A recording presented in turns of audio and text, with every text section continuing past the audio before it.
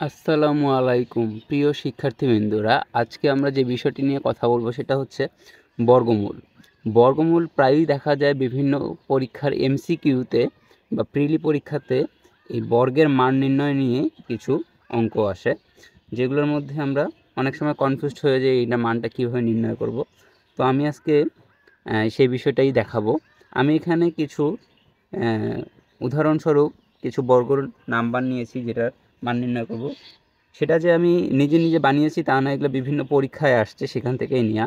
তো প্রথমটা যদি আমি খেয়াল করি যে √1 প্লাস √1 বর্গ কত আমরা জানি, তাহলে আমরা যদি দেখি √1 প্লাস √1 বর্গ কত হয়, তাহলে এখানে হচ্ছে √1 প্লাস √1 এর বর্গ, বর্গ মানে হচ্ছে উপরে হোল স্কোয়ার।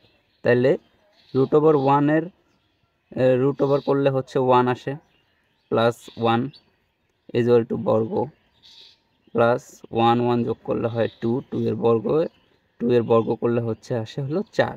তাহলে অ্যান্সার হবে 4।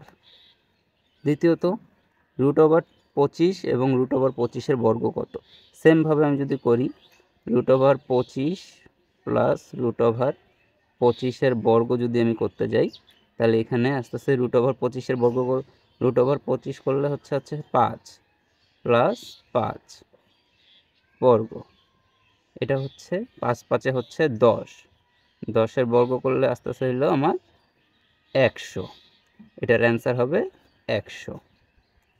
দ্বিতীয়ত √7 তো আর ভাঙা যাচ্ছে না, যদি এটা ভাঙা যায় আমরা কিন্তু বীজগণিতের ভাষায় যেটা করি যে a plus a equal to 2a।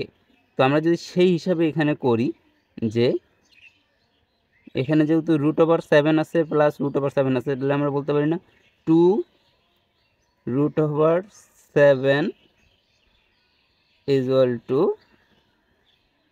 বর্গমূল।